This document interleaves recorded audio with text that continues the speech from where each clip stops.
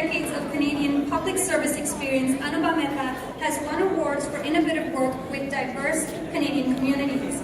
In 2011, Anubha led the development of the first ever diversity inclusion strategy at the regional government of Peel, addressing the needs of internal staff functioning and how to serve diverse external stakeholders, service providers, and the community in Peel region. Anubha published her first book in 2012, The Politics of Nation Building and Art Patronage, which addressed the politics of government funding in building a nation. In 2018, the Toronto Arts Council selected Anubha as an emerging novelist with the launch of Peacock in the Snow, published by Inanna Publications Incorporated. It was declared as one of the most anticipated books to read for 2018 by 49th Shelf Canadian Heritage, Canadian Publishers Council and Association. It has been a selected novel by the Brampton Library's local author showcase for a whole year from 2019 to 2020. And due to its high demand in India, in January of 2019, Peacock in the Snow was launched and published by a second publisher in India, Amaryllis Publications, HarperCollins Distribution. So Anubha has actually just returned from a very successful book tour in Asia. She represented Canada at various events, including the very prestigious Jaipur Lit Festival. It is the world's largest literature festival with over 400,000 attendees. Now, Anubha is also teaching in Canada a series of free workshops via Toronto Public Library, and in India in various outreach programs for economically disadvantaged students in the small towns and villages. Anubha's message reflects reality in both East and West on issues of gender, emancipation through education, and harnessing the power of local communities. Now, for more information on her recent projects, of course, you can visit our website, anubhamehta.com. And on that note, ladies and gentlemen, please help me welcome to the stage our keynote speaker for tonight, Anubha Mehta.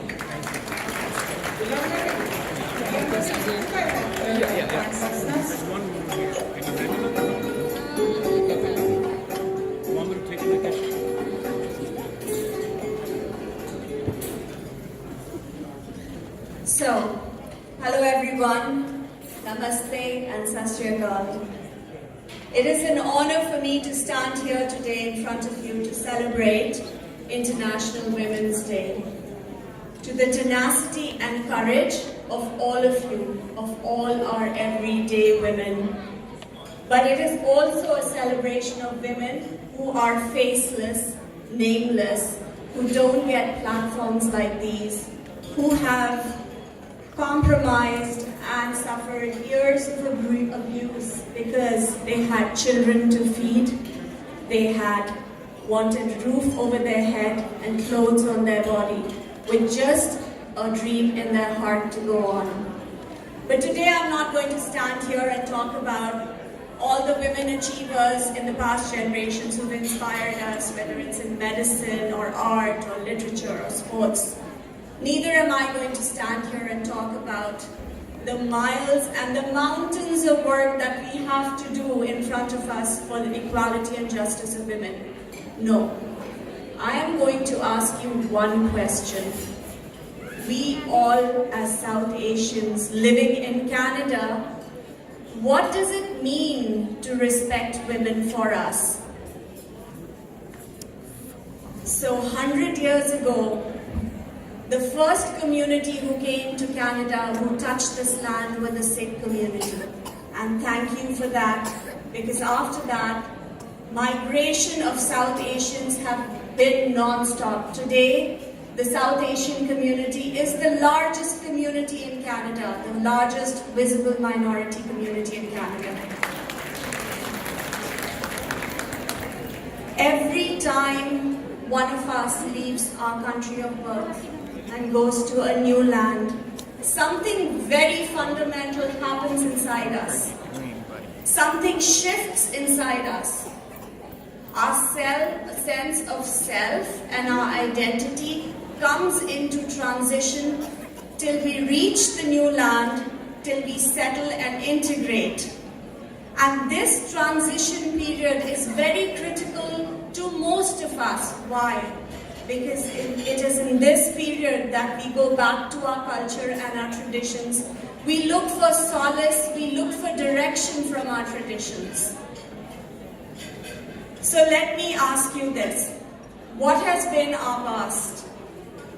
We are a land of an ancient civilization where we have scriptures, whether it's Gita or Guru Granth Sahib, where they have all asked for equality of women. Sikhism rose in 15th century India, when the entire India was engulfed in flames and divided by caste, class, culture. Sikhism rose and said, there is equality of men and women. Before any other Western nation, our civilization produced women who were prime ministers, presidents, leaders, and freedom fighters. Then let me ask you this. How and when did we become a culture that suppresses our women to outsiders? To outsiders, how and when did we become a community that looks the other side? When we have instances of honor killing and female infanticide or domestic abuse and violence to proportions such as these. How and when did we become a people who think the greatest value of women are when they surrender or they have servitude or their silence? Let's look at our traditions. Our traditions give us strength. They give us identity. They give us a place in our home here.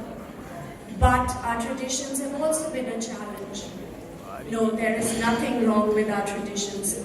Our traditions have years of wisdom in them. Our traditions give us a lot of peace.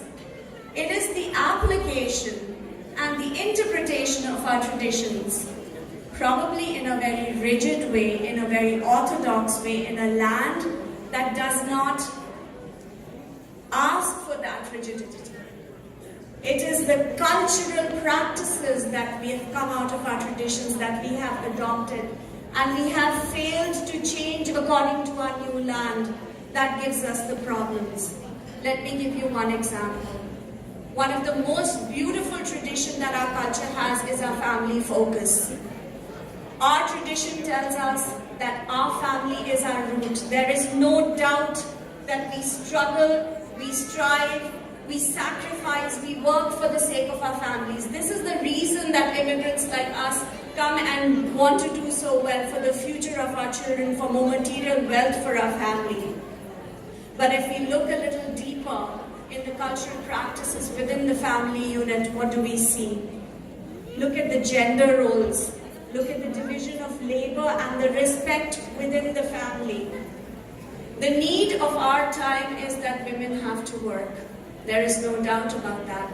Women work internally in the house, but then what happens? Their days are long, their chores are endless.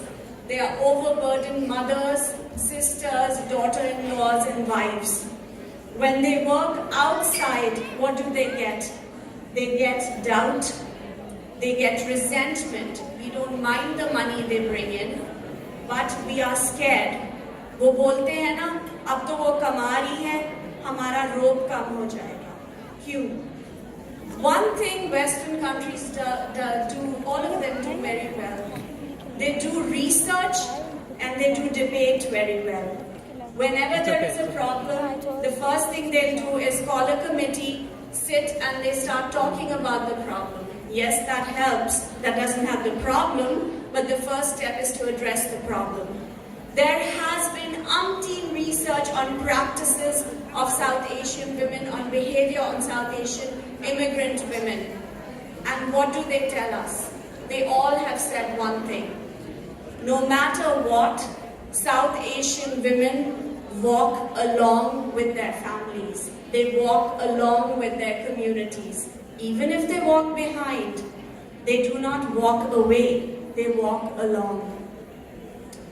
And there has been, in all my writing and travel, I have interviewed many women, and there is one thing that has come out really strong with all the women, and that is courage. They have hope, they have resilience, they have adaptability to change to circumstances, and they have courage in the hardest of times. So here's my little plea to you.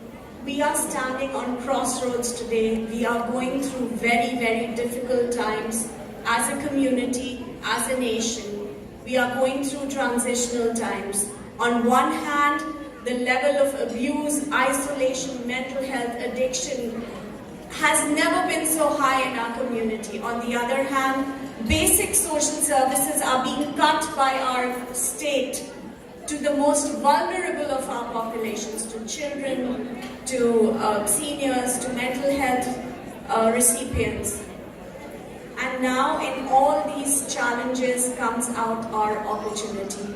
Our opportunity to come together as a community, put aside our differences of caste, class, but also walk together with our women and our men as a team to look at a redemptive space where we have shared responsibility and respect, and to rejuvenate our traditions so that we can all talk in one voice. In the end, I just want to leave you with one small story of my childhood. When I was young, I visited my grandmother who lived in the old walled city of Delhi. She lived in a big haveli in a joint family. And they were always celebrating one festival or the other. Aur aapko to pata hai, when there is a festival, there's always sweets. So there used to be these big kadhais and halwais who used to come and make rabdi and malpua and chilas and gunjia. So on one such occasion, Holi, we all the children were playing, and we were called, come and take your rabdi, and nobody listened. We kept playing. And in the end, me and 3 cousins, by the time we lined up to get our share of rabdi with our katori, there was hardly any left. So the halwai took a karchi and he put 2 spoons of rabdi in my katori, and he says, "Jao." And I looked at it with tears in my eyes, and mere ko gussa aa gaya. And I ran to my nani and I said, "Nani, see, I have nothing. They gave me nothing." And she looked at my katori and she says, "That's not true. You have 2 spoons, which is good for now, but what you don't have, your cousins have taken, and they will return it to you at a later time in life when you need it the most." And just then, our very poor little girl walked in. She was the daughter of our cook. And she looked at my katori, and I was anyways angry, so I gave it to her. "Go, you take it." So she took it. I followed her out in the foyer. Her 2 brothers were sitting. And she gave 1 spoon each to each of the brother. Now, was she hungry? Absolutely.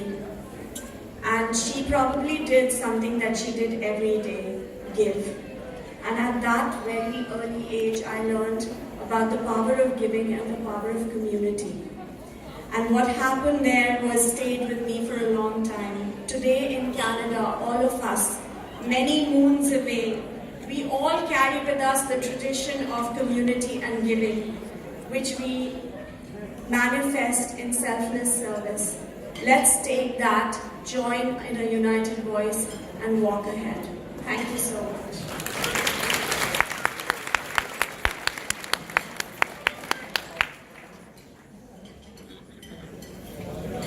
Thank you so much, Anubha, for that very inspiring speech. Can we have another round of applause, please? I love that story at the end of your childhood. That was so beautiful. I'm sure we can all connect with that in some way. And now we're going to have another wonderful Bollywood dance presentation by Kalas Kalas.